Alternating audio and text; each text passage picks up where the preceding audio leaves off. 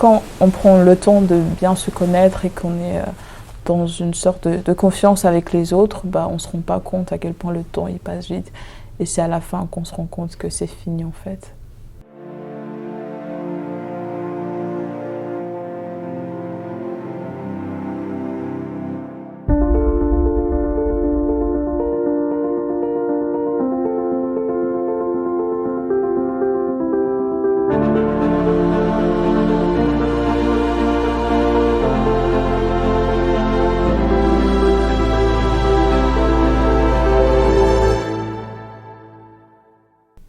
C'est un peu mal dit, mais non, on va prendre un exemple. Chez moi, je sais une chose, c'est que les gens ont ce sentiment qu'ils n'ont pas le droit, qu'ils n'ont pas forcément, enfin, que c'est pas pour eux et que de toute façon ils comprennent pas pourquoi faire. Je suis partie de loin en ayant cette même idée. Et découvrir tout ça a fait que, pour moi, il est hors de question que ce ne soit pas partagé. Parce que si t'as le moindre étincelle, une envie de faire du théâtre ou regarder la télé, tu te mets à copier les acteurs, etc. C'est quelque chose qu'il faut développer.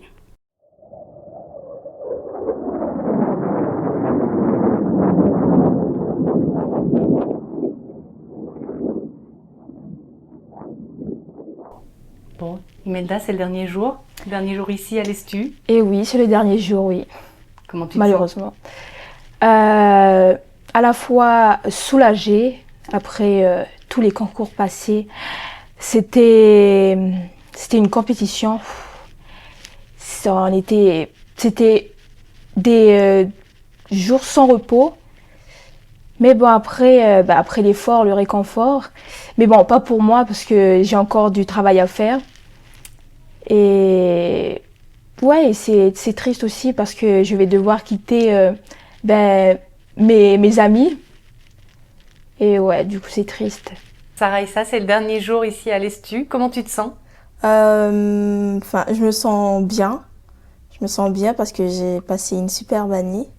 T'as l'impression d'avoir changé entre le moment où tu es partie de chez toi et aujourd'hui, après toute cette année intense de prépa? Ouais, je pense que j'ai changé, surtout sur, comment on va dire, sur moi-même. Parce qu'en Nouvelle-Calédonie, vu que je suis avec ma maman, ma maman elle a toujours autorité sur moi où je devais faire ça. Et franchement, être ici, c'est prendre aussi du recul pour me positionner. Franchement, vu que tu es tout seul, maman elle est pas là, il faut que tu te cadres toi-même et franchement, c'est bien. Les fruits sont en mûri. Et non, franchement, cette année-là, elle était assez merveilleuse par contre. Parce que c'est pas comme si c'est partout qu'on faisait ça. En plus, on voyageait. Imaginez-vous être chez vous et du jour au lendemain, vous êtes en France à partir partout et c'est quand même. Non, c'est. Waouh! Pour moi, cette année, ça a été une année de découverte. J'ai pu me découvrir moi. Je suis plus la même qu'avant. Avant, j'étais une fille timide. Mais maintenant, j'ai même mes camarades ont remarqué que j'ai beaucoup évolué et que je m'exprime plus. J'ai plus peur de m'exprimer devant les gens. Et ouais, et je me sens plus libre. En Nouvelle-Calédonie, je me sentais plus coincée, enfermée sur moi. Mais là, maintenant, ça fait du bien de faire du théâtre. C'était dur au début, ça c'est sûr. Mais quand tu viens à vivre un an comme ça, t'as pas envie de retourner en arrière. Parce que c'est vrai que je suis venue ici en France, j'avais 17 ans. Je crois 17 ans ou 18 ans, je ne me rappelle plus. Alors que c'était que l'année dernière, genre. J'avais 17 ans et je venais juste de sortir du lycée. Et du coup, je découvre un autre monde ici, sans ma famille. Je sors du cocon familial. Et ouais, du coup, j'étais obligée de me débrouiller seule. Et c'était stressant pour moi cette année. Il n'y avait pas ma famille à côté de moi. C'était la première fois que j'ai quitté ma famille pour aller à 22 000 km de chez eux. Comment tu l'as vécu là, cette année, le fait que ça se termine? C'était très dense Franchement, on a bougé de droite à gauche et franchement, c'était très fatigant, mais on est là. Et là, le dernier jour, franchement, je suis cool Raoul. Je suis tranquille, je suis apaisée. Je suis prêt. Ça tourne. Oh, quel suspense. Yem, on est au dernier jour, presque les dernières heures. Comment tu te sens? Là, je suis fatigué un peu parce que on a déménagé tout. Enfin, moi j'ai déménagé en tout cas. Enfin, j'ai bougé mes affaires. C'est juste, c'est trop chiant les déménagements. C'est long, ça prend du temps et puis il y a plein de trucs. J'ai toujours trop de choses à déménager. Moi, je reviens l'année prochaine. Je serai encore là, devant ce miroir, dans cette même loge, avec ces mêmes affaires, mais la différence est que la salle sera couverte de nos photos à nous, de nouveaux souvenirs. Et peut-être que je verrai d'autres souvenirs quand ce sera la fin, d'ici 2028. Mais comparé aux autres, je ne sens pas cette nostalgie. Moi, je sais que je reviendrai. Ça a toujours été prévu comme ça.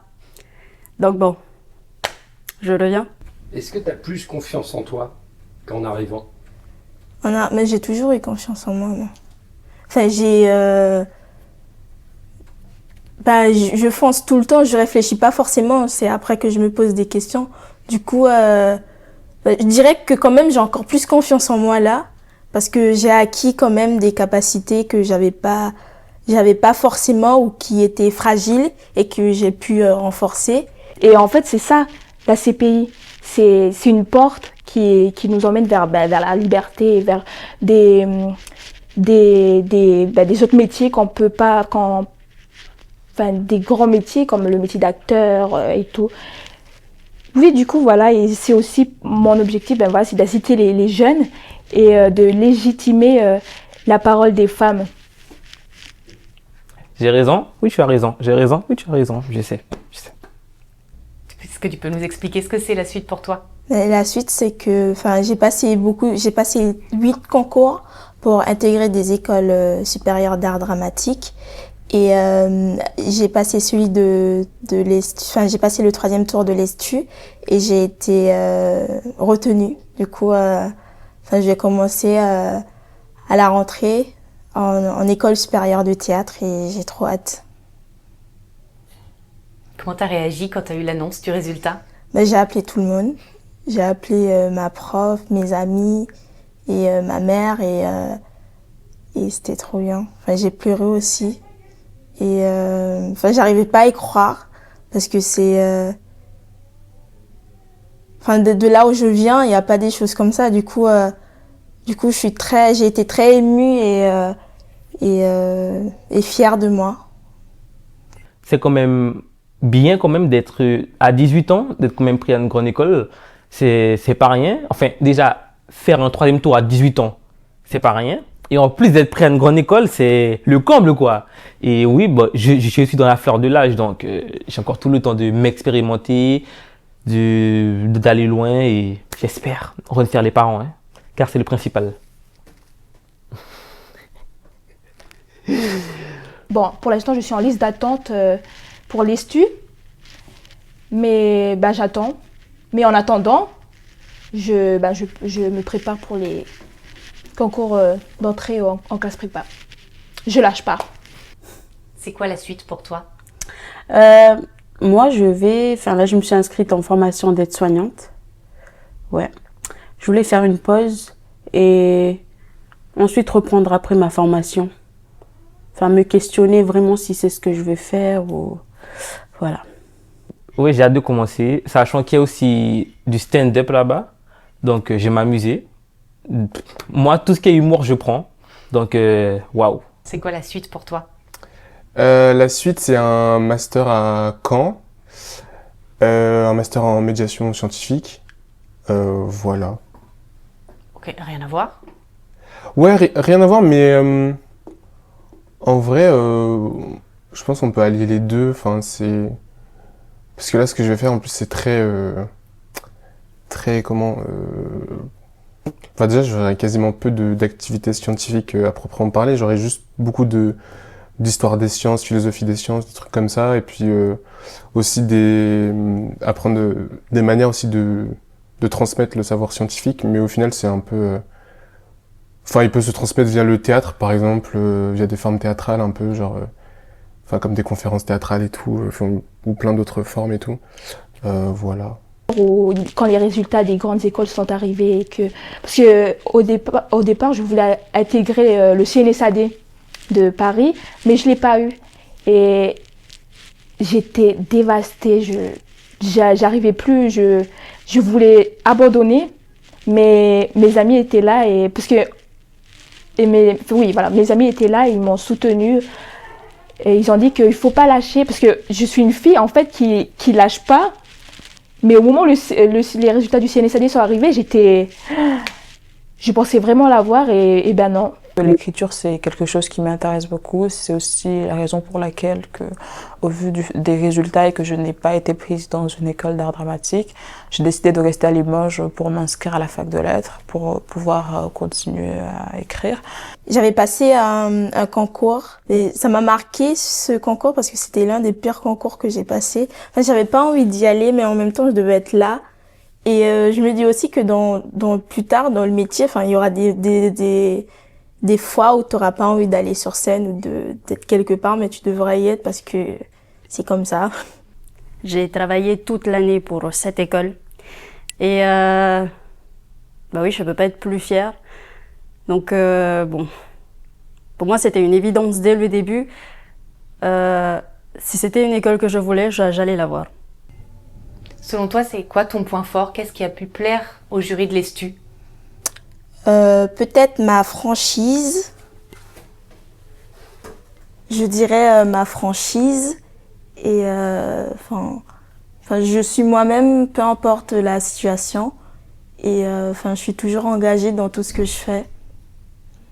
J'aime pas cette sensation de retourner au pays avec rien. Je veux retourner avec quelque chose. Et du coup, voilà, j'ai déjà parlé à ma famille, à ma mère surtout, parce que elle pense à moi qui est loin. Du coup, je lui ai dit que ça se peut que je vais pas venir pour les vacances. Et je pensais qu'elle allait mal le prendre. Mais non, elle a accepté. Du coup, voilà, ça se peut que je vais pas aller en Nouvelle-Calédonie. Depuis le début, je voulais aller en Nouvelle-Calédonie. Je voulais prendre des vacances. Mais voilà, je peux pas. Mais bon, je passe avant tout mon objectif en premier. Si tu devais dire quelque chose à la personne qui est dans le miroir là-bas, tu lui dirais quoi? Je lui dirais...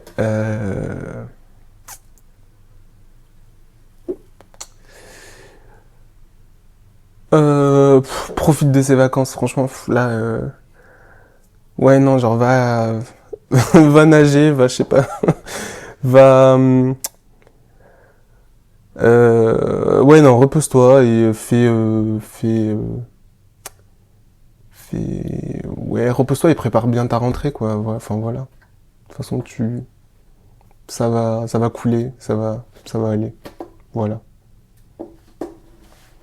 Putain, va nager, ça va couler, fais gaffe. Oui, c'est pas fou, ouais. Et si tu devais t'adresser à la personne qui est dans le miroir, tu lui dirais quoi à cette personne? Je lui dirais que on a fait un bout de chemin là et on arrive presque à l'objectif qu'on s'était fixé et que j'ai toujours eu foi en moi et que je m'aime aussi. Voilà. Alors, je te dirais de continuer et de croire en tes rêves. Franchement, le chemin sera long. Il ne sera pas facile, logiquement, mais de continuer, de persévérer. Même si tu as un défaut qui t'empêche de faire telle chose que tu aimes faire ou telle chose, ne le vois pas comme un obstacle, mais plus comme un atout, comme un appui. Exemple, moi j'ai bégaye et je fais du théâtre. Donc franchement, on peut tout faire. On peut tout faire. Même si tu as un bras en moins, un pied en moins, fonce, cours, n'aie pas peur. Crois en tes rêves. Franchement, force mon gars.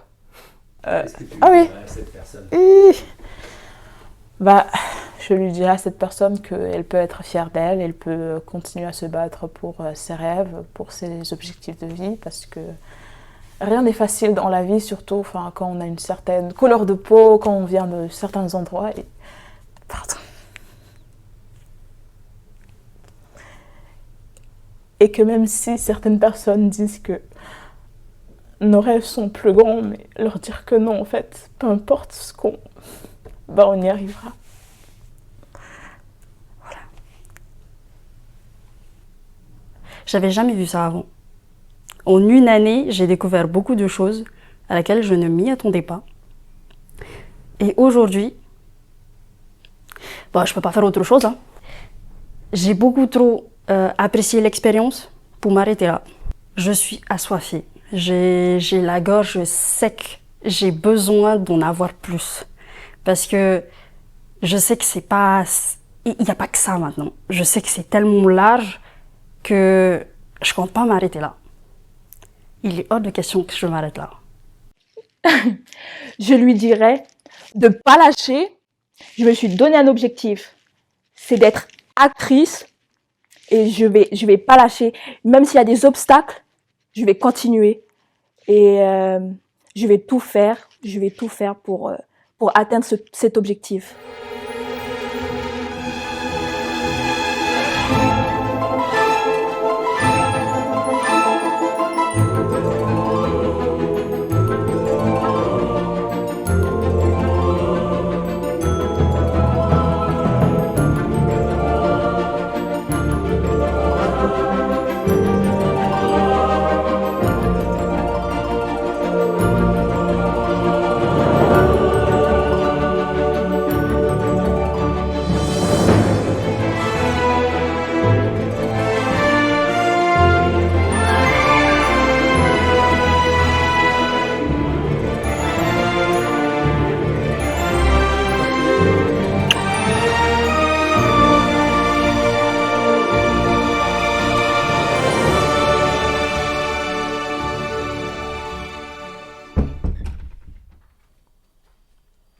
C'est coupé.